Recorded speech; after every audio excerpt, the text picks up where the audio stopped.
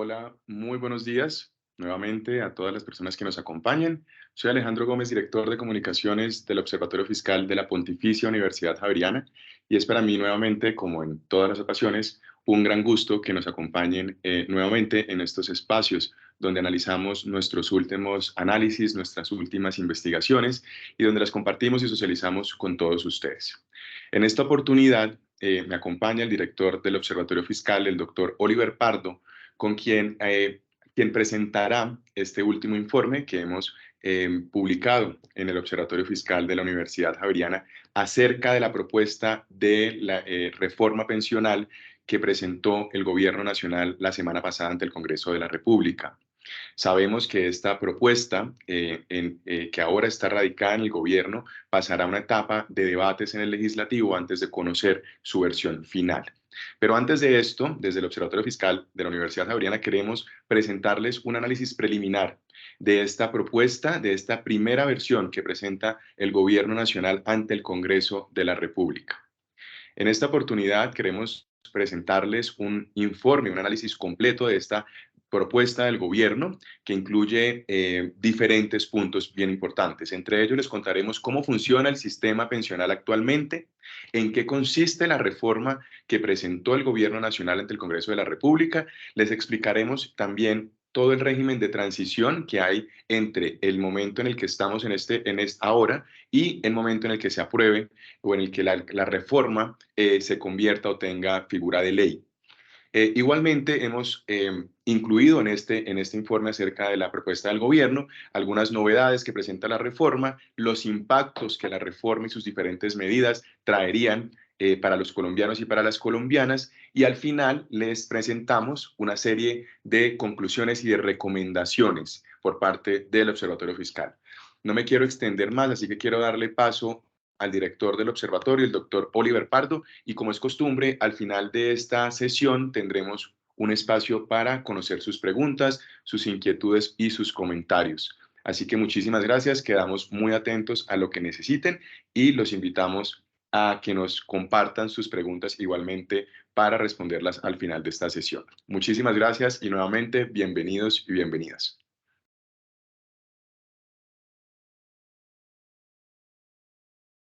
Muchas gracias, Alejandro. Buenos días a todos. Me encanta tenerlos acá y tener la oportunidad para discutir esta importante reforma que, como ustedes saben, se da solamente una vez cada 30 a 50 años. Y es muy importante para el país no solamente que se discuta en un nivel técnico, sino en un nivel al cual los ciudadanos tengan acceso y tengan la posibilidad de comprender y juzgar la conveniencia de esta reforma. Y más importante aún, también intentar entender cómo esta reforma puede afectarlos como cotizantes, como contribuyentes y como ciudadanos. Entonces, sin más preámbulo, voy a comenzar haciendo un breve resumen de la reforma. Ya un borrador fue socializado hace varias semanas y los componentes del nuevo sistema ya han sido socializados, pero vale la pena repasarlos para fines de evaluar el impacto que tiene esta reforma. En primer lugar, tenemos, como ustedes saben, el muy anunciado Pilar Solidario, donde básicamente va a haber un auxilio de al menos 223.000 pesos para todos los mayores de 65 años en condición de pobreza extrema y para otros mayores de 65 que estén en una situación de pobreza y vulnerabilidad bajo criterios definidos por el gobierno. Y es como la parte no contributiva, aquella parte que es financiada por el presupuesto general de la nación y que por lo tanto no hace parte de los otros tres pilares que hacen parte de la parte contributiva. ¿Cuáles son esas otras tres partes? Primero está un pilar civil contributivo, donde están todos los que ganan menos de un salario mínimo y por lo tanto no pueden hacer cotizaciones, y la alternativa que tienen ellos es básicamente la misma que existe hoy, que es el ahorro a través de BEPS. Pero también van a estar aquellas personas que cotizan y sin embargo no alcanzan a cumplir un requisito de semanas. estas personas van a recibir em, sus contribuciones, se les reconoce algún retorno que va a ser del 3% para el caso del componente de prima media, más lo que hayan ahorrado en el componente de ahorro individual. Para las personas que ya hayan cumplido sus requisitos de semanas, pues tenemos el pilar contributivo. Ellos van a tener acceso a los beneficios de este pilar y básicamente, pero para obtener esos beneficios, pues tienen que cumplir un requisito de semanas que vamos a discutir más adelante. Y en ellos básicamente hay que destacar que el pilar contributivo hay dos componentes, el componente de prima media y el componente de ahorro individual. Como ustedes saben, en la actualidad está el régimen de prima media y el régimen de ahorro individual. Cada individuo compite, decide cuál de estos dos regímenes participar. En esta reforma, el régimen de prima media se muta en el componente de prima media del pilar contributivo y el régimen de ahorro individual muta en el componente de ahorro individual del pilar contributivo. Y dentro de este pilar, esos dos componentes no compiten, sino se complementan el uno con el otro, de manera que vamos a explicar más adelante. Y por último está el pilar de ahorro voluntario para aquellas personas que finalmente decidan de manera voluntaria buscar otros mecanismos de ahorro para su vejez. Bien, ¿cómo funciona? Básicamente, los detalles respecto al funcionamiento del nuevo sistema pueden dividirse en dos etapas. En la etapa de acumulación, que es cuando las personas hacen cotizaciones mientras que están trabajando, y la etapa de desacumulación, que es cuando se retiran de manera definitiva del mercado laboral y comienzan a disfrutar de la pensión o las prestaciones o los beneficios a los que tengan derecho dado el cumplimiento de ciertos requisitos. Entonces, va a comenzar por la etapa de acumulación. ¿Qué es lo que ocurre en la medida en que la gente va cotizando el sistema? Pues para esto vale la pena mirar qué pasa, por ejemplo, si una persona gana menos de 3 salarios mínimos o gana más de 3 salarios mínimos. Y para un ejemplo, voy a comenzar con el ejemplo de una persona que gana un salario mínimo. Entonces, tal como ocurre ahora, la cotización es sobre el 16% del salario, es decir, por ejemplo, con un mínimo de 1.160.000, la cotización sería de 185.600 pesos, y ese dinero se distribuye en varios elementos. Primero, hay unos gastos administrativos, unos seguros que ayudan a cubrir la prima de riesgo de invalidez y muerte, y otra parte, el 13.6 puntos porcentuales, en este caso, van eh, al componente de prima media para el pilar contributivo. Es decir, la persona que gana un salario mínimo no cotiza nada al componente de ahorro individual, solamente cotiza al componente de prima media. Pero la historia no termina ahí, porque resulta que ese dinero que entra al componente de prima media no se destina en su totalidad al pago de pensiones. Parte de eso se va a destinar a un ahorro público. Es decir, parte de la cotización que se dirige al componente de prima media se va a destinar al pago de las pensiones de las personas que están jubiladas, pero una parte, calculamos que aproximadamente el 20% se supone que se va a ahorrar. ¿Dónde se va a ahorrar? En un fondo público llamado el Fondo de Ahorro del Pilar Contributivo. Y este fondo es un elemento esencial de la reforma y quiero que no perdamos de vista el funcionamiento de este fondo porque detrás de todo lo que está pasando en esta reforma, la discusión alrededor de ese fondo es absolutamente esencial.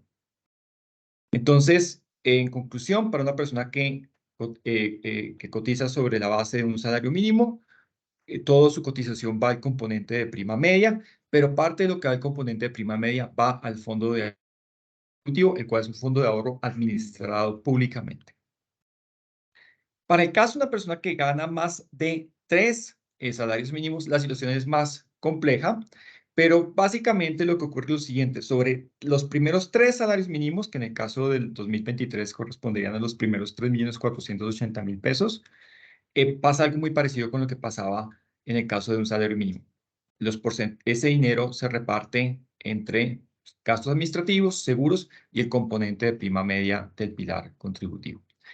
Y ¿qué ocurre en ese caso? Básicamente, de nuevo, se reparte una parte, aproximadamente 80% se destina al pago de pensiones y otro 20% se supone que se tiene que ahorrar. Pero para el cuarto salario mínimo, básicamente ese ya no va al componente de prima media, sino que va al componente de ahorro individual. Y en ese componente de ahorro individual, de nuevo se reparte una parte para gastos administrativos, otra parte va a la cuenta de ahorro individual, pero de nuevo otra parte, en este caso un punto porcentual, va al fondo de ahorro del pilar contributivo. Entonces, básicamente lo que tenemos es un componente de prima media, un componente de ahorro individual. Las personas que ganan más de 3 salarios mínimos van a contribuir a ambos componentes, pero detrás de estos dos componentes existe un elemento oculto muy importante que está al final de esta gráfica, que es el fondo de ahorro del pilar contributivo, de donde que se nutre tanto de cotizaciones del componente de prima media como el componente de ahorro individual. Y este fondo de ahorro va a ser muy importante para evaluar la sostenibilidad de la reforma pensional y sobre él voy a hablar más adelante, pero no quiero que lo perdamos de vista. Parte de las cotizaciones eventualmente se suponen que tienen que ir al fondo de ahorro del pilar contributivo, que es un fondo de ahorro público administrado por Colpensiones. Bien, ya descrita cómo se hace el proceso de cotizaciones en la etapa de acumulación, vamos a describir qué pasa en la etapa de desacumulación. ¿A qué tienen derecho las personas? Bueno, en el nuevo régimen, si las personas cotizan menos de 150 semanas, pueden ser candidatas al pilar solidario. Desafortunadamente, cotizan muy pocas semanas, su única posibilidad de tener algún auxilio es a través del pilar solidario. Ahora bien, si la persona cotiza entre 150 y 1000 semanas, básicamente no cumple los requisitos para obtener ni una prestación ni una pensión y los beneficios que obtenga dependen si esta persona está en condición de pobreza o no está en condición de pobreza.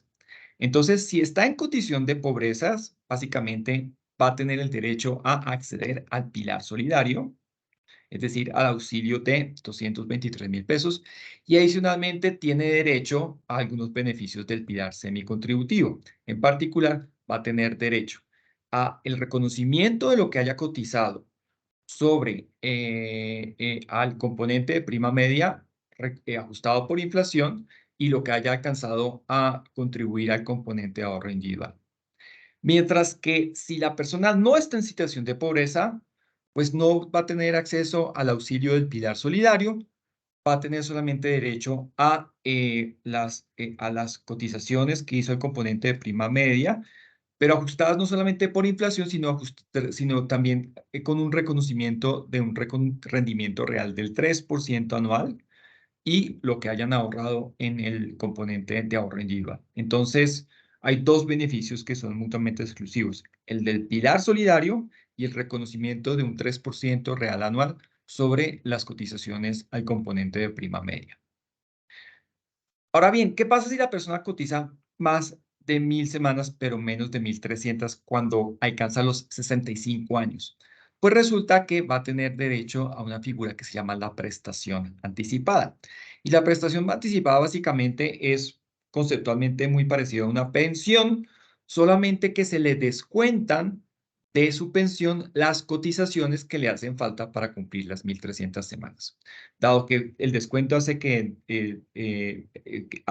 dado el descuento, es posible que una pensión de salario mínimo quede por debajo del salario mínimo y por lo tanto sospechamos que es por eso que el nombre finalmente no es pensión anticipada, sino prestación anticipada. Entonces, básicamente un mecanismo para las personas que a los 65 años no hayan logrado cumplir 1300 semanas, pueden acceder a algún tipo de flujo de caja, que en este caso se denomina prestación anticipada, donde se va cotizando hasta que finalmente se completen las 1300 semanas. Y finalmente, para las personas que logran 1300 semanas de cotizaciones, pues ya tienen derecho a una pensión propiamente dicha. ¿Y cómo funciona esta pensión? Pues básicamente la pensión es la suma de dos pensiones. La pensión que se obtiene en el componente de prima media más la pensión que se obtiene en el componente de ahorro individual. Eh, para el caso de la pensión que se obtiene en componente de ahorro individual es muy parecido a lo que pasa hoy en el régimen de ahorro individual. Básicamente se construye un capital y ese capital se trata de transformar en una renta vitalicia. Esa transformación se hace pues con unos criterios financieros y con unos criterios también dadas las condiciones de la persona como su edad, su esperanza de vida, su género, la familia que tenga. Y básicamente, mientras más alto sea el ahorro, mayor es la renta vitalicia. Pero teóricamente funciona muy parecido a lo que funciona hoy en día el régimen de ahorro. ¿Cómo funciona la pensión que se obtiene por la parte del componente de prima media? Pues básicamente muy parecido a lo que funciona la pensión en el régimen de prima media hoy.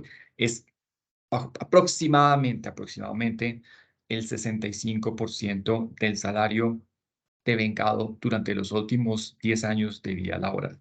Entonces, básicamente uno tiene una pensión por parte del componente de prima media, aproximadamente el 65% del salario en los últimos 10 años. Otra pensión en el componente de ahorro individual proporcional al ahorro, se suman y eso sería la pensión. Por supuesto, si una persona cotizó únicamente el componente de prima media, pues entonces no tiene ninguna pensión por parte del componente de ahorro individual. Pero cualquier persona bajo este nuevo régimen siempre va a estar cotizando a ambos componentes y por lo tanto para todas las personas que alguna vez cotizaron al componente de ahorro individual, necesariamente tuvieron que haber cotizado al componente de prima media y su pensión va a ser la suma de esos dos componentes.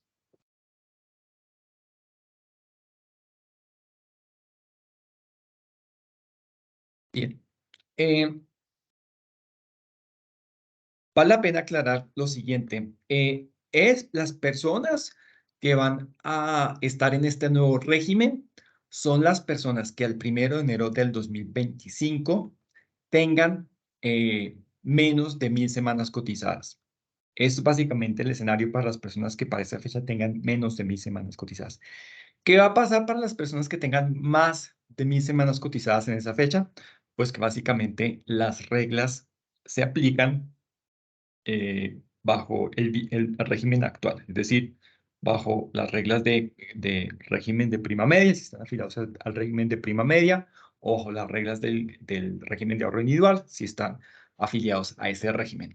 Con una novedad, y es que hoy en día estas personas no pueden, si les faltan menos de 10 años para alcanzar la edad de retiro, estas personas no tienen la posibilidad de cambiarse de régimen.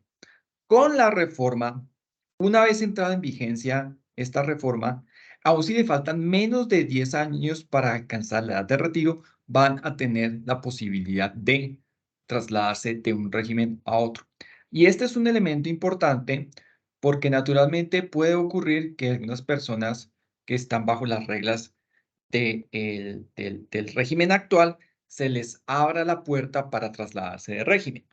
Y en la medida en que personas que están en el régimen de orden individual se trasladen al régimen de prima media, pues eso va a generar un flujo muy importante de recursos. ¿Qué dice la reforma sobre ese flujo de recursos? Que en teoría todos en su totalidad deben ir al fondo de ahorro del pilar contributivo. Y de nuevo acá aparece de nuevo esta figura del fondo que, como les anuncié anteriormente, es sumamente importante. Entonces, en conclusión, esta reforma rige para todos los que el 1 de enero tengan menos de 1000 semanas cotizadas. Para los que tengan más, pues básicamente les aplican las reglas anteriores. Ahora bien, por supuesto, hay muchas personas que no vamos a alcanzar esas 1000 semanas el 1 de enero, pero que hoy en día estamos en un régimen o el otro. ¿Qué consecuencias tiene la reforma sobre nosotros? Pues básicamente es como si en retrospectiva siempre hubiésemos cotizado por debajo de 3 salarios mínimos al componente de prima media y por encima de 3 salarios mínimos al componente de ahorro individual. Entonces, una vez, por ejemplo, si estamos en el RAIS y no alcanzamos a cumplir las 1000 semanas, entonces vamos a estar bajo las reglas del nuevo régimen Cuando alcancemos la edad de retiro, básicamente todo lo que cotizamos por debajo de 3 salarios mínimos va a pasar al componente prima media y todo lo que hayamos cotizado por encima va a ir al componente de ahorro individual. Y si tenemos, y si estamos en el régimen de prima media, pues va a pasar básicamente lo mismo.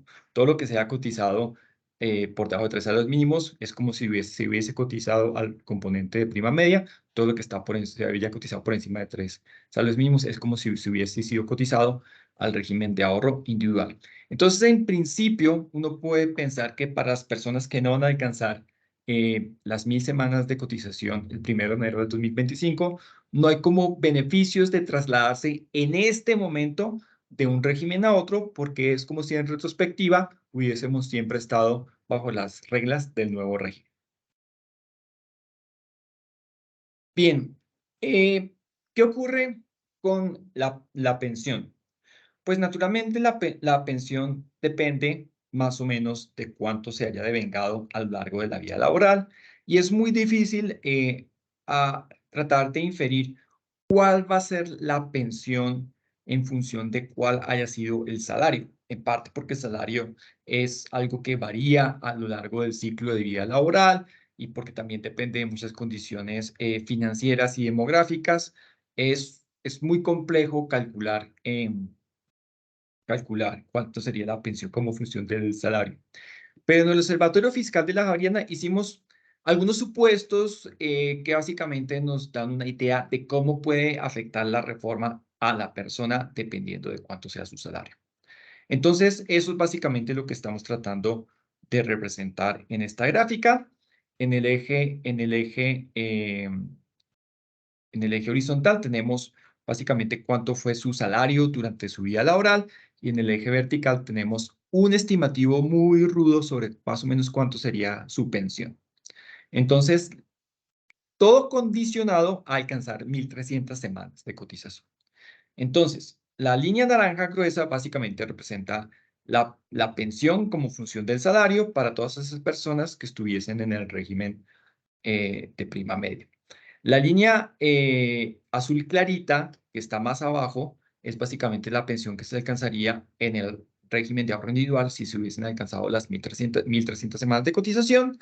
Y la línea azul oscura de la mitad es básicamente cómo queda la reforma.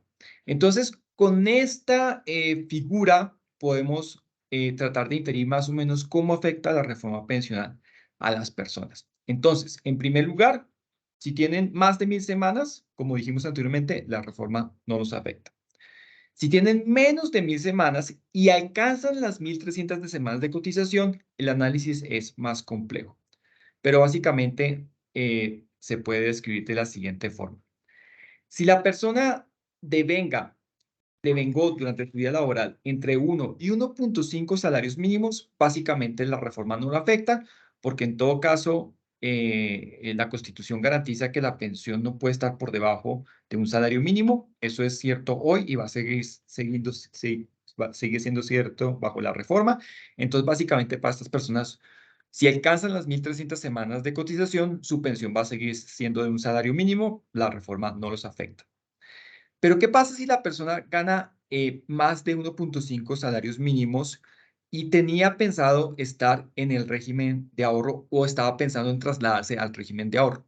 Pues que básicamente estas personas salen beneficiadas. ¿Por qué? Porque básicamente hay un salario implícito para todas las personas que devengan entre 1 y 3 salarios mínimos. Y ese subsidio implícito les ayuda a obtener una pensión eh, más alta. Básicamente para estas personas en el régimen de ahorro individual, su pensión bajo el régimen de ahorro hubiese sido más o menos de un 35% de sus salarios, condicionado a que fuese mayor a un salario mínimo. Bajo la reforma, su pensión va a ser un 65% de su salario. Eso es más o menos, por ejemplo, una persona que gana 3 salarios mínimos, antes hubiera tenido una pensión de un salario mínimo, con esta reforma tendría una pensión de alrededor de 2 salarios mínimos. Estas personas salen beneficiadas. ¿Qué pasa si la persona gana entre 1.5 y 3 salarios mínimos y pensaba continuar afiliado al régimen de prima media o pensaba trasladarse al régimen de prima media.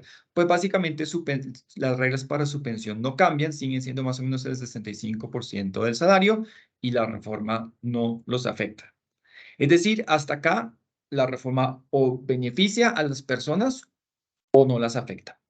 ¿A quiénes perjudica? Básicamente va a perjudicar a las personas que ganan más de 3 salarios mínimos y están en el régimen de prima media o pensaban trasladarse a él. Entonces, si una persona no alcanza las 1000 semanas de cotización al 1 de enero del 2025, está en el régimen de prima media y gana más de 3 salarios mínimos, la reforma lo perjudica. ¿Por qué? Porque básicamente buena parte de los subsidios que obtenía antes ahora van a desaparecer. En particular, el régimen de prima media actual tiene subsidios muy generosos independientemente de cuánto sea la remuneración que reciba la persona.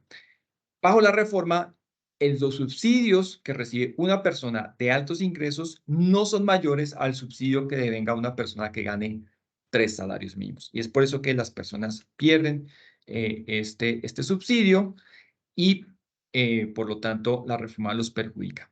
Dicho lo anterior, es importante resaltar que el subsidio disminuye, pero no desaparece, porque todas las personas que ganan más de 3 salarios mínimos, básicamente obtienen un subsidio que es más o menos equivalente a un salario mínimo, independientemente de si ganan 4, 5, 10, 20 salarios mínimos, pero todos están recibiendo un subsidio de un salario mínimo. El subsidio sigue existiendo, pero es menor al que existía anteriormente.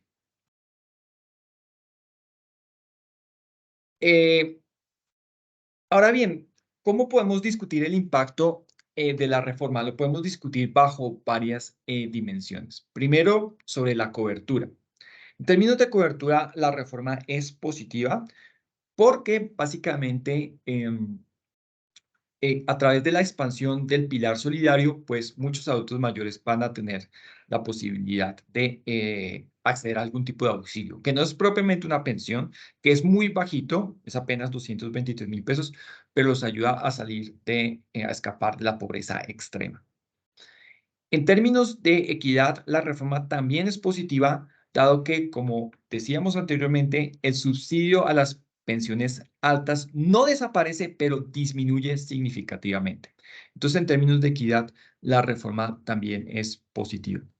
En términos de suficiencia, pues vale la pena mencionar que por constitución la pensión nunca puede ser menor a el salario mínimo. Pero acá hay un lunar y es el siguiente. Y es que para las personas que no alcanzan a cumplir ese requisito de semanas, básicamente se les da el auxilio del pilar solidario si están en condición de pobreza extrema, pero si no están en condición de pobreza, se les da un reconocimiento que equivale a un rendimiento anual del 3% sobre las cotizaciones al componente de prima media. ¿Cuál es la dificultad? Que resulta que si estas personas hubiesen estado en el régimen de ahorro individual, el rendimiento real que hubiesen tenido sobre sus cotizaciones hubiese sido mayor al 3%. Históricamente está alrededor del 4.5% en años recientes. Es decir, que las personas que no alcanzan a cumplir las semanas para obtener una pensión y básicamente están cubiertos por el pilar semicontributivo y no están en condición de pobreza, pues básicamente se les está dando un retorno menor al que hubiesen tenido si hubiesen estado en el régimen actual de ahorro individual. Entonces, acá hay un problema, dado que el rendimiento real de las cotizaciones al componente de prima media para las personas que no alcanzan a cumplir el requisito de 1.300 semanas es más bajo de lo que hubiera sido en el régimen de ahorro individual. Pero el gran lunar de esta reforma está en el problema de la sostenibilidad. Y acá es importante mirar dos elementos. Primero, hay claramente una expansión del pilar solidario que se cubre con el presupuesto general de la nación. Y también hay pensiones más generosas, dado que hay un subsidio sobre los primeros 3 salarios mínimos que aumenta. Entonces, el gasto en pensiones es más generoso. Por otro lado, el flujo de cotizaciones hacia el régimen el componente de prima media también aumenta. Entonces, aumentan los gastos administrados públicamente, aumenta el gasto en pensiones, pero también aumentan los ingresos, dado que mayor flujo de cotizaciones va a ser administrado por Colpensiones. Pero ¿de qué depende la sostenibilidad? La sostenibilidad depende de qué se haga con ese flujo de ingresos. Entonces, si ese dinero se ahorra y no se gasta, pues eso va a ayudar bastante a la sostenibilidad en el largo plazo. Pero si ese dinero comienza a gastarse muy rápido, pues básicamente vamos a tener unos déficits muy importantes en el largo plazo. ¿De qué depende de que ese flujo de dinero se ahorre o no? Del manejo que se le dé a el fondo de ahorro del pilar contributivo. Entonces, este fondo tiene unas fuentes que son las cotizaciones y unos usos que básicamente dependen de varias reglas que básicamente están especificadas en el artículo 24. Pero acá, desafortunadamente, hay una gran confusión, porque en lo que fue radicado lo que fue radicado en el Congreso, implica que ese dinero, así como ese dinero que va entrando en el fondo, así como entra cierto dinero al fondo, así de rápido se va gastando. Se va a gastar muy rápido, entonces no se va a acumular suficiente ahorro para tener unas reservas para responder por las pensiones de aquellas personas que estén cobijadas bajo el nuevo régimen. Pero si uno mira el comunicado que sacó el Ministerio de Hacienda ayer, ellos hacen unos cálculos de sostenibilidad bajo un escenario del artículo 24 que no fue el artículo radicado en el Congreso. Ellos básicamente hacen unas cuentas bajo un escenario del artículo 24 donde esos recursos del fondo de ahorro del pilar contributivo no se gastan tan rápido, sino que se guardan por muchísimo más tiempo. Y esto es muy importante. Todo el elemento de sostenibilidad de esta reforma pensional depende no solamente de las fuentes del ahorro, del fondo de ahorro del pilar contributivo, sino también de los usos, de qué tan rápido se va a gastar este dinero. Y mientras que el Ministerio de Hacienda sale con un comunicado diciendo que este fondo de ahorro este dinero del fondo de ahorro del pilar contributivo va a comenzar a gastarse en unos 10 años, en el proyecto radicado, ese dinero va a comenzar a gastarse apenas entre en funcionamiento el sistema. Y eso genera diferencias muy grandes para la sostenibilidad del sistema. Y desde el Observatorio Fiscal queremos hacer un llamado al gobierno para que haya claridad sobre cómo va a ser el manejo de este fondo de ahorro. Bien, alrededor de todos estos puntos tenemos entonces unas conclusiones y recomendaciones. Como mencionamos anteriormente, básicamente hay un umbral que es de 3 salarios mínimos, a partir del cual las cotizaciones comienzan al componente de ahorro individual.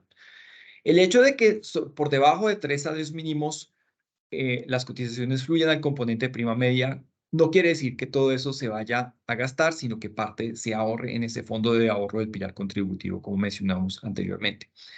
Pero sigue siendo muy preocupante que, dado que no haya reglas muy claras sobre el manejo de este fondo, sería deseable que el umbral fuera muchísimo menor.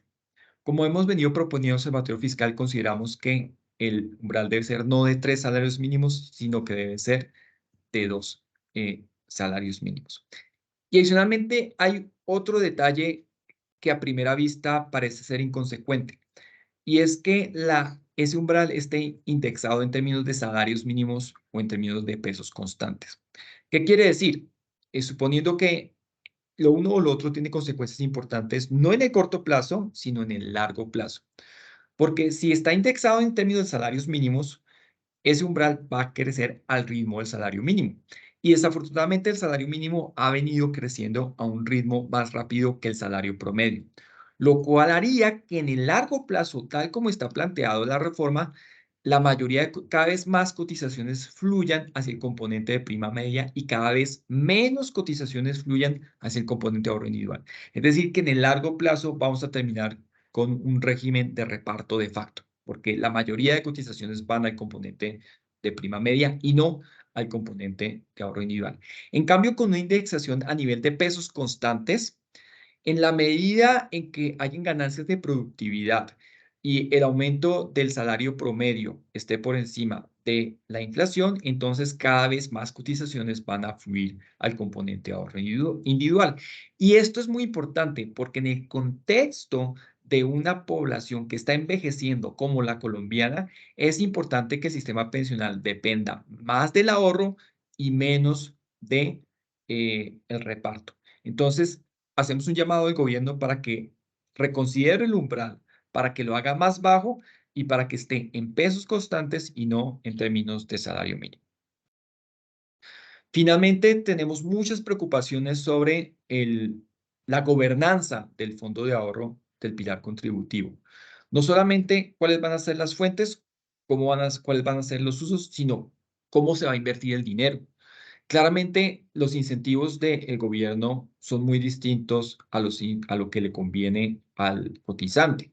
Y para el gobierno puede ser muy tentador no solamente gastarse el dinero, que es una preocupación que ya manifestamos anteriormente, sino invertirlo en deuda pública en vez de invertirlo en otro tipo de activos que sean más rentables y de menos riesgo para el cotizante.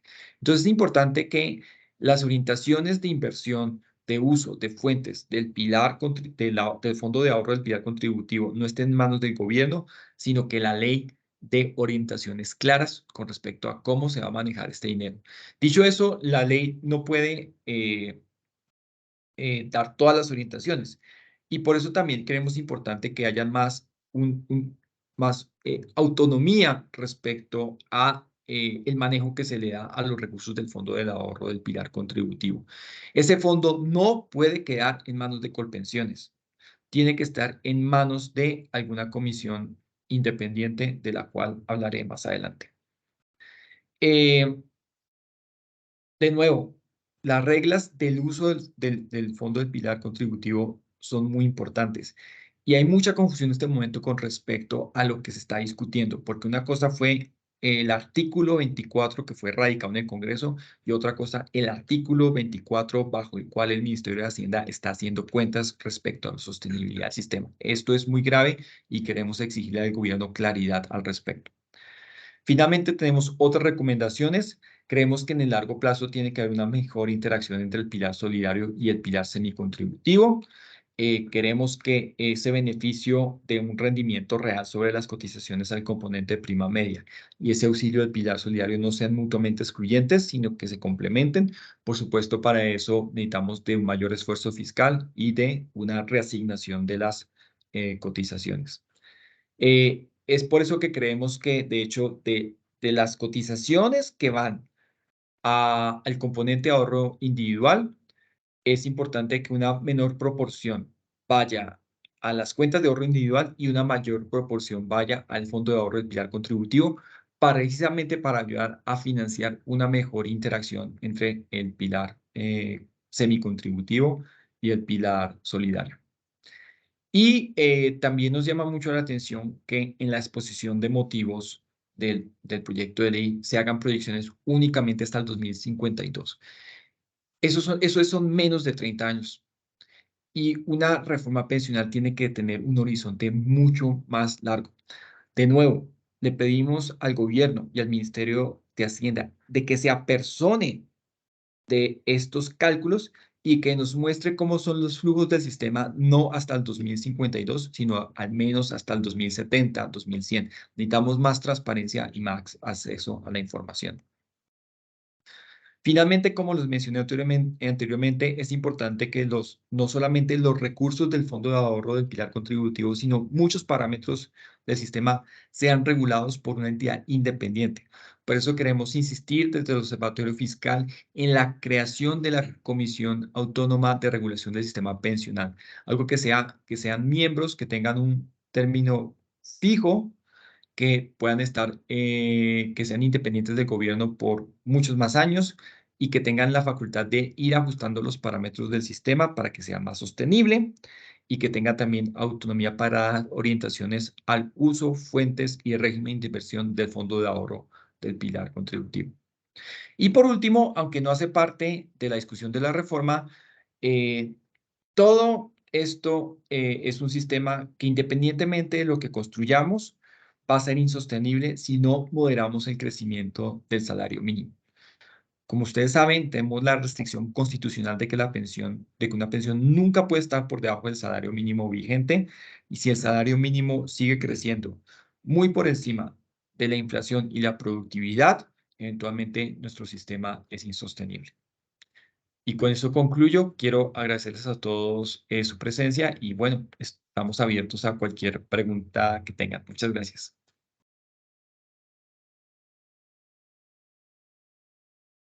Oliver, muchas gracias. Como nos indica Oliver, la invitación es a que nos compartan sus inquietudes, sus preguntas, para resolverlas en este espacio. Así que si quieren pueden levantar la mano o simplemente activar su micrófono y comentarnos.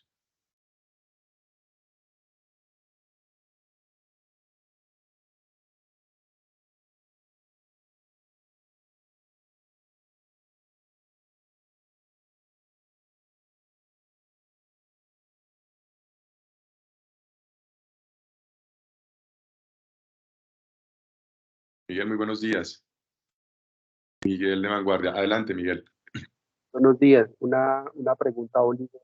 No me quedó muy claro en el momento en que expuso la gráfica de cuáles serían esas personas a las cuales esta reforma afectaría mayormente su mesada pensional cuando se jubile. Y quiero desarrollar eso, que nosotros, por ejemplo, en el periódico tenemos una caja de dudas e inquietudes de personas y la mayoría de personas están preguntando en eso. No tanto en este momento, no tanto en lo que está aportando en este momento, sino es a futuro. Cuando yo me jubile, ¿cuánto voy a quedar ganando de pensión? Esa es la gráfica. Sí, muchísimas gracias, Miguel. Esa es una buena pregunta y la respuesta es muy difícil de responder. Cada persona es un universo distinto y hay que mirar las reglas bajo el régimen de prima media actual, bajo el régimen de ahorro individual y bajo el sistema de pilares de la reforma. Entonces, son tres escenarios que la persona tiene que evaluar y tiene que evaluar los tres, porque o bien se puede hacer trasladar de un régimen a otro en este momento si le faltan más de 10 años para alcanzar la edad de retiro, o si en el 1 de enero del 2025 le faltan menos de 10 años, también va a tener la posibilidad de trasladarse. Entonces, la decisión es muy compleja porque tiene que evaluar tres escenarios y cada escenario depende de sus condiciones individuales. Entonces, es una pregunta que no se puede responder a ciencia cierta para cada persona, pero con esta gráfica queremos tratar de hacer unas pautas generales que no necesariamente aplican a todo el mundo, pero que básicamente tratan de mostrar qué es lo que puede pasar. Entonces, quisiera profundizar en esta gráfica que no es tan inmediata de entender. Y de nuevo, esta gráfica solamente aplica para las personas que al 1 de enero del 2025 tengan menos de 1000 semanas cotizadas. Es clave. Y que en un futuro lejano alcancen las 1300 semanas. Ese es el escenario, ¿ok? Si la persona tiene más de 1000 semanas el 1 de enero de 2025 o eventualmente no alcanza las 1300 semanas, el escenario es otro. Entonces, la primera pregunta que se tiene que plantearse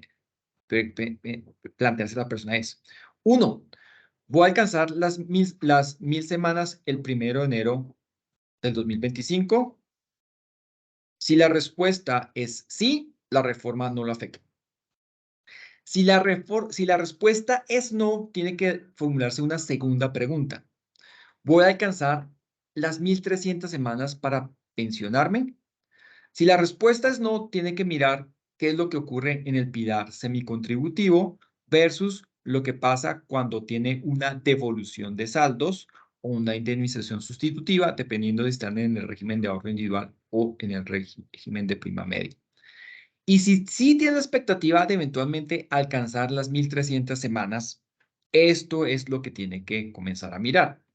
Tiene que comenzar a mirar cuánto fueron sus ingresos durante su vida laboral y cuánto hubiese sido su pensión en cada uno, en cada uno de los dos regímenes actuales y cuánto va a ser su pensión eh, en el sistema de pilares. Entonces, fíjense que son un montón de preguntas que la persona tiene que formularse solamente para llegar a esta gráfica. A esta gráfica solamente aplica para las personas que no alcanzan 1000 semanas de cotización el 1 de enero de 2025 y que eventualmente, bajo las reglas del nuevo régimen, cuando ya estén muy viejitos, alcancen 1300 semanas. En ese caso, comenzamos a mirar en ese gráfico. ¿Y qué es lo que miramos? Claramente, el régimen de ahorro individual tiene algunos beneficios hoy en día. El más destacado es que se necesitan 1150 semanas en vez de 1300 para pensionarse. Si la persona no alcanza a cumplir las semanas, le conviene más estar en el régimen de ahorro individual en vez de estar en el régimen de prima media. Pero como regla general, si la persona alcanzó a cumplir 1300 semanas con un empleo relativamente estable durante sus últimos 10 años, por regla general está mejor en el régimen de prima media. Y es básicamente el contraste entre la línea naranja eh, eh, gruesa y la línea azul clarita que está más abajo. Esas dos líneas representan la pensión bajo estos dos regímenes en función del salario. Bien. Entonces, eso es básicamente un comparativo entre el régimen de prima media hoy y el régimen de ahorro individual hoy. ¿Qué pasa con el sistema de pilares? Entonces, básicamente con el sistema de pilares ocurre lo siguiente. La línea azul oscura punteada, que es la que está en la mitad, muestra que si la persona gana menos de 3 salarios mínimos, es como si hubiese estado siempre en el régimen de prima media. Eso es básicamente lo primero que muestra la figura. Si usted gana menos de 3 salarios mínimos, probablemente el escenario con reforma es el mismo que si usted siempre hubiese estado en el régimen de prima media. ¿Dónde está la diferencia? La diferencia es que si la persona gana más de 3 salarios mínimos, entonces la pensión que hubiese recibido en el régimen de prima media es mayor que lo que va a recibir en la pensión del sistema de pilares. De nuevo, las personas que hoy están en el régimen de prima media y ganan más de 3 salarios mínimos salen perjudicados con la reforma. ¿Por qué? Porque la reforma les disminuye significativamente el subsidio, que es esa brecha que existe entre la línea naranja y la línea azul. La línea naranja es lo que hubiesen recibido en el régimen de prima media bajo las reglas hoy, y la línea azul oscura punteada es la pensión que van a recibir en el régimen de pilares. Como ustedes pueden ver, dado que la naranja está por encima del azul oscura para las personas que tienen más de 3 salarios mínimos, estas personas salen perjudicadas. ¿Y por qué? Porque las personas en el régimen de prima media reciben subsidios masivos y con la reforma ese subsidio está acotado por el subsidio que se recibe para los 3 primeros salarios mínimos.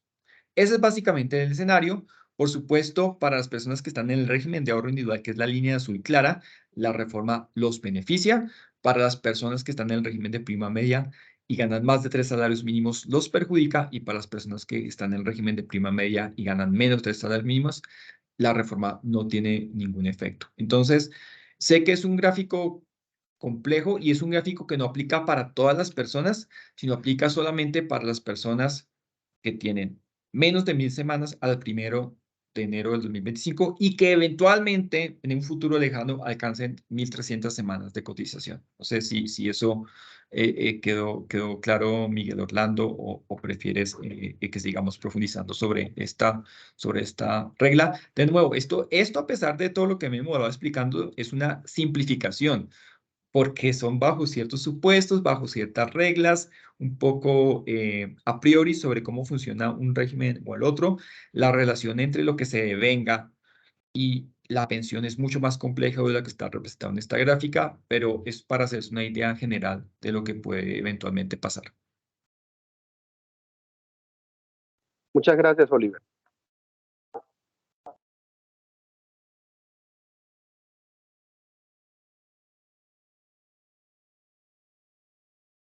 Oliver, muchas gracias. Miguel, muchas gracias por tu pregunta. También quería comentarles que a partir de este momento, en nuestras ruedas de prensa del Observatorio Fiscal, estaremos socializando y respondiendo algunas preguntas que hemos recibido de la ciudadanía, de aquellas personas que no son expertas, pero que entendemos que igualmente cualquier cambio, cualquier modificación, en este caso al sistema pensional, evidentemente también los impactaría. Es por esto que hemos reunido una serie de preguntas que hemos recibido a través de nuestras redes sociales y queremos compartirlas con ustedes y al mismo tiempo responderlas, que además entendemos que son inquietudes que tienen gran parte de la población. Entonces voy a leer un par de estas. Tenemos una pregunta de la ciudad de Cali, de la señora Marisol Hernández de la Torre. Nos pregunta, ¿consideran ustedes que el sistema pensional sería sostenible en el tiempo con esta propuesta del gobierno o nos enfrentaríamos a una nueva reforma dentro de algunos años? Gracias, Alejandro. Esta es una muy buena pregunta y es una pregunta muy difícil de responder, porque la respuesta implica unos cálculos y esos cálculos tienen que hacerse bajo ciertos escenarios. Esos escenarios tienen un gran nivel de incertidumbre. Por ejemplo, qué tan rápido va a crecer el salario mínimo, cuál va a ser el comportamiento de la economía en el largo plazo, cuáles van a ser las condiciones financieras de aquí a largo plazo. Es una pregunta muy difícil de responder, pero también depende de cuáles sean las reglas que aplican bajo el nuevo régimen. Y desafortunadamente en este momento no hay claridad al respecto, porque el gobierno radica en el Congreso un articulado que implica unas reglas de desacumulación para el fondo productivo, mientras que los cálculos que presenta el Ministerio de Hacienda se hace con una versión del artículo que no fue la radicada.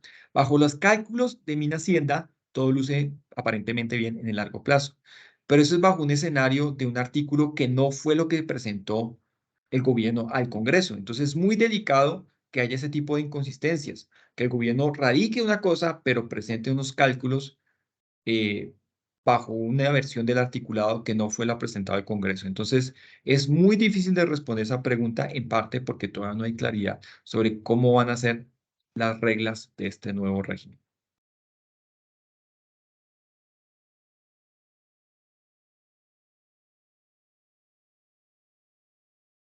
Oliver, muchas gracias.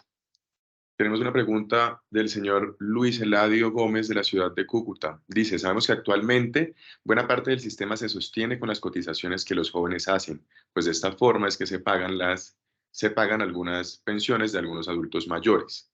Ahora bien, según la pirámide generacional, mientras pasan los años, cada vez habrá menos jóvenes cotizando. ¿Es esto cierto? ¿Qué hace la propuesta del gobierno nacional para mitigar este problema? Gracias, Alejandro. Esa también es una muy buena pregunta y una pregunta difícil de responder. En parte es difícil de responder porque tenemos ya unos pensionados hoy que tienen unos derechos adquiridos y tenemos que seguir respaldando y financiando su pensión. Entonces, no podemos hacer una reforma que comience desde ceros porque tenemos ya hoy un pasivo pensional, una responsabilidad que con las personas que ya están pensionadas y que se pensionaron bajo ciertas reglas de juego que ya no les aplica, pero igual que ya no se han aplicado para las generaciones más jóvenes, pero igual ellos tienen un derecho a una pensión y cualquier reforma tiene que tener en cuenta que parte de las cotizaciones tiene que ir hacia la financiación de las pensiones de estos adultos mayores. Dicho eso, es cierto que la población colombiana está envejeciendo y eso genera un problema porque cada vez somos menos jóvenes en proporción a los adultos mayores y eso hace que la financiación de las personas que se pensionen sea cada vez más difícil. Y eso no pasa solamente en Colombia, sino está pasando en todo el mundo. En todo el mundo, sin excepción, las tasas de natalidad están disminuyendo y por lo tanto la población se está haciendo, o la población se está haciendo o se va a hacer más vieja. Eso implica que para que haya más sostenibilidad, el sistema tiene que irse trasladando, tiene que mutar hacia un régimen de ahorro donde los jóvenes respondan por sus propias pensiones en vez de que cuando sean adultos mayores sus pensiones dependan de las cotizaciones de quienes entonces vayan a ser jóvenes, que es el sistema que es cómo funcionan los sistemas de reparto. Necesitamos irnos moviendo hacia un sistema de ahorro. Personalmente, yo no creo que esta transición pueda hacerse de manera abrupta. Tiene que haber un elemento de reparto, al menos en el corto plazo. Y en ese sentido, esta reforma apunta en esa dirección, en el sentido de que sigue habiendo un componente de reparto. ¿Cuál es el problema? Que la gracia es que el peso relativo de ese componente de reparto vaya disminuyendo y el peso del componente de ahorro vaya aumentando. Pero en esta reforma pasa lo contrario, porque dado que es el umbral es a partir del cual las cotizaciones fluyen a un componente o al otro, está indexada en salarios mínimos, y como el salario mínimo crece tan rápido, cada vez más cotizaciones van a ir hacia el componente de reparto y cada vez menos cotizaciones van a fluir hacia el componente de ahorro. Entonces, por esto es muy importante esa recomendación que estamos haciendo en el Observatorio Fiscal de que el umbral esté definido en pesos constantes, para que en la medida en que hayan ganancias de productividad, el sistema vaya transitando paulatinamente a un sistema que dependa más del componente de ahorro y menos del componente de prima media, y eso hace que en el contexto de una población que está envejeciendo, el sistema sea más sostenible.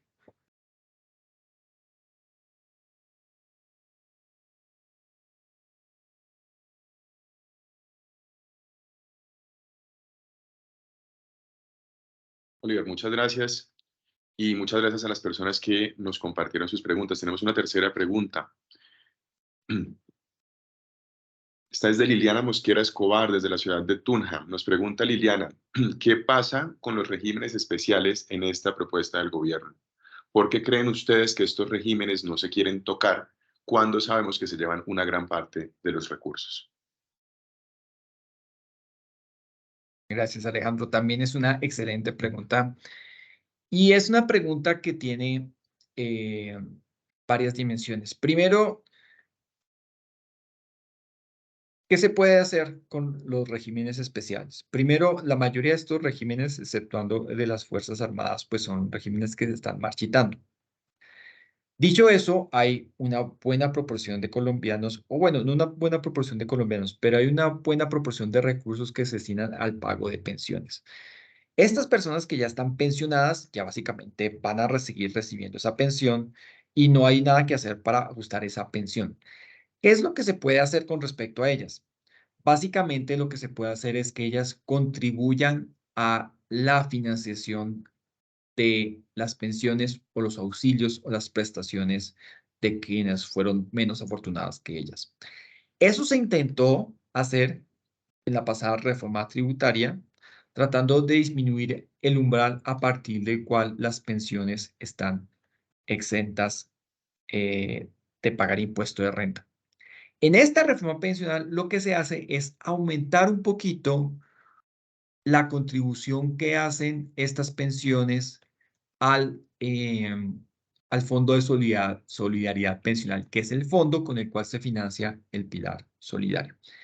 Entonces, aparentemente, la reforma no toca los regímenes especiales directamente, pero al aumentar la contribución de las pensiones altas al Fondo de Solidaridad Pensional, está tocando indirectamente a las pensiones de los regímenes especiales, porque son estas pensiones precisamente las que son las pensiones más altas. Sigue siendo algo muy tímido, pero dado lo que pasó en el Congreso, personalmente vemos que es políticamente difícil lograr algo más.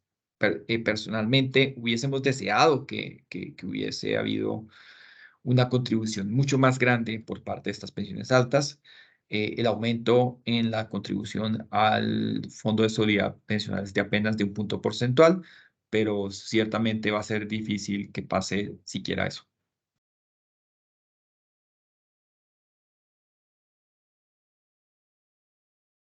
Muchas gracias, Oliver. Igualmente, invitamos a las personas que nos acompañan en esta rueda de prensa a que nos compartan igualmente sus comentarios e inquietudes. Mientras tanto, tengo otra pregunta y creo que esta me gusta mucho.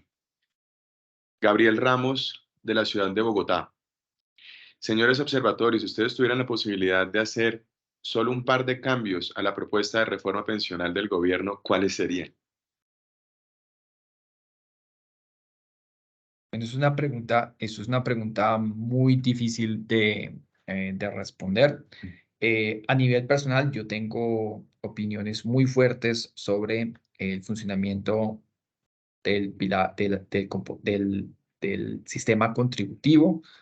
Creo que debería haber un componente solidario mucho más alto, mucho más generoso, financiado con impuestos generales, y que en la parte contributiva haya mucho más flexibilidad para que las personas puedan manejar sus recursos de la manera que crean más conveniente. Personalmente creo que hay muchos problemas y muchos riesgos cuando el dinero lo manejan entidades como las AFP, cuya rendición de cuentas es muy deficiente, pero también me preocupa mucho que el ahorro pensional lo maneje el gobierno, dado que el gobierno tiene incentivos muy fuertes a utilizar esos recursos de manera inmediata y no a invertirlos de la manera que le conviene a los cotizantes. Dicho eso, a nivel de observatorio fiscal, si pudiéramos hacer una única recomendación al gobierno con respecto a esta propuesta de reforma pensional, sería la disminución del umbral que hemos venido discutiendo y la indexación de ese umbral a pesos constantes y no a salarios mínimos.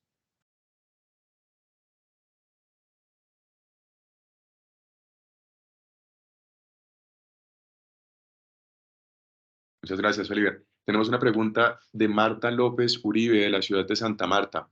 Dice, en términos generales, ¿consideran ustedes que esta es una buena propuesta o podríamos enfrentarnos a un escenario como el que está viviendo Francia por la reforma del presidente Emmanuel Macron? Es una pregunta sumamente interesante y tengo también muy difícil de responder. En principio, es una reforma que es una mejora sobre la situación actual. Y una parte muy importante por la cual esta reforma es una mejora sobre la situación actual, no solamente obedece a la creación del pilar solidario, sino también de la reducción a los subsidios a las pensiones más altas. Entonces son elementos muy positivos. Pero el efecto que en el largo plazo tenga esta reforma está sujeto a muchísima, muchísima incertidumbre. Y esa incertidumbre gira en torno al manejo que se le dé al dinero del fondo de ahorro del pilar contributivo. Entonces, es ahí donde surgen las mayores inquietudes. Si hubiese unas reglas de juego claro, si hubiera un manejo autónomo de sus dineros, si hubiese la tranquilidad de que el dinero se va a ahorrar y no se va a gastar y que se va a invertir en lo que le conviene al cotizante y no a lo que le conviene al gobierno, para mí hubiese sido una reforma muy, pues con muchas oportunidades de mejoras, pero muy, muy buena. Dado que todavía hay mucha incertidumbre respecto al manejo de este fondo, pues en el observatorio fiscal seguimos teniendo nuestras reservas respecto a la reforma y creemos que para que la reforma sea mejor, tiene que haber muchísima más claridad, muchísima más orientación respecto al manejo de este fondo.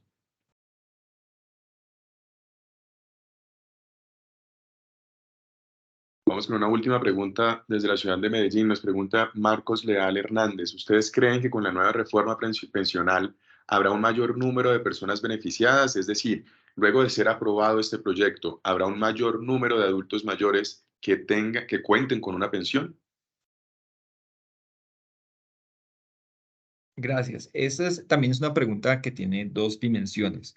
En el corto plazo, la respuesta es sí, dado que por construcción más adultos mayores van a ser beneficiarios del pilar solidario. En el largo plazo, la pregunta es más compleja porque todo depende de la dinámica que tenga el mercado laboral. Y acá hay un elemento que nos preocupa bastante y es que paralelo a esta reforma pensional se está discutiendo la reforma laboral. Y tememos mucho que en la reforma laboral se generan muchos desincentivos a la contratación de trabajadores formales. Y en la medida en que haya menos contratación de trabajadores formales, hay más informalidad y por lo tanto menos cotizaciones y por lo tanto menos personas que van a lograr obtener una pensión. Entonces, parte de la respuesta a esa pregunta depende de algo que está tramitándose en el Congreso de manera paralela, que es la reforma laboral, y en esa reforma hay muchísimas preocupaciones.